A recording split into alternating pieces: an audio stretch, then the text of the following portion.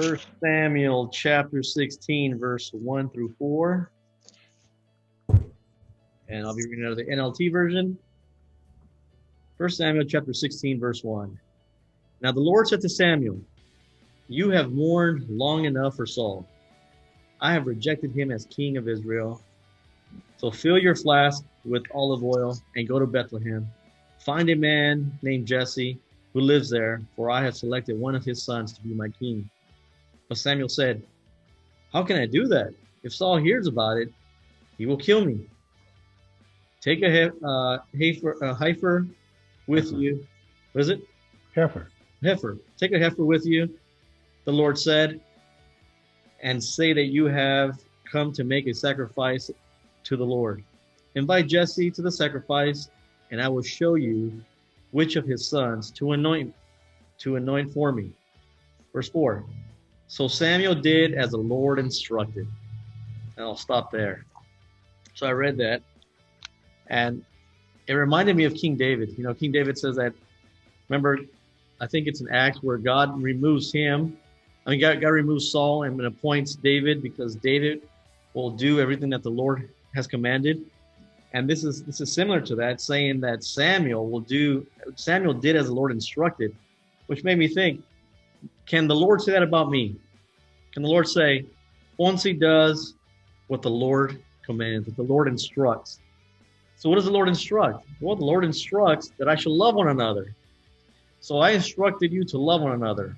Poncie did as the Lord commanded. What else? He told me to go pray in my prayer closet. Poncie did as the Lord commanded. He tells me not to add to his word. In Proverbs 30, verse 6, he says, "Do not add to my words." Poncie did as the Lord commanded. He tells me that I should love my wife as Christ loved the church. Poncie did as the Lord commanded. He tells me not to give charitable deeds publicly. Poncie did as the Lord commanded. He tells me not to call my brother an idiot. Poncie did as the Lord commanded. And so that just made me think that how faithful Samuel is and how faithful a lot of these men are, these men of the faith. And, you know, our goal is to produce fruit, because fruit, you know, as Lauren's the one that read about the vine, fruit brings great, brings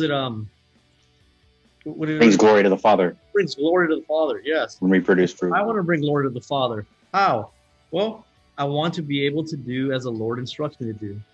And I just thought that was great. I just felt that was a good challenge for all the rest of for you guys as well. But it's pretty neat. Yeah, that's Acts 13. What was it? Acts 13:22. It says, "I have found David, son of Jesse, a man after my own heart. He'd do everything I want him to do." There you go. Yeah. Right. Yes, you see one again here. How Samuel, he listened God's instruction. Yes. It is very important. Before God instructed Samuel, Saul also, he may be, he will be trustable to them also for the people of Israel. But when he received the instruction from God, just he obeyed what God said to him. It is our important instruction of the Lord. In this passage we see. In verse 1, "And now the Lord said to Samuel, How long will you mourn for Saul, seeing I have rejected him from reigning over Israel? How long will you mourn for Saul?" Because of he himself anointed Saul also. That's why he just keeps thinking, what happened in Saul? Maybe it just the way we are thinking of him. "And see, I have rejected him from reigning over Israel. Fill your horn with wine and go. I am sending you to Jesse of Bethlehem, for I have provided myself a king among his sons." The way there is a little bit different between Saul and David. If we see Saul, the people of Israel, they just exalt him to be a king. After that, Samuel anointed him. But David, God himself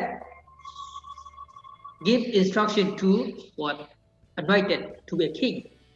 If we see their history, if we see just a little bit different among them, the way they're anointed oil. Both people are God elected, but the way anointed is a little bit different.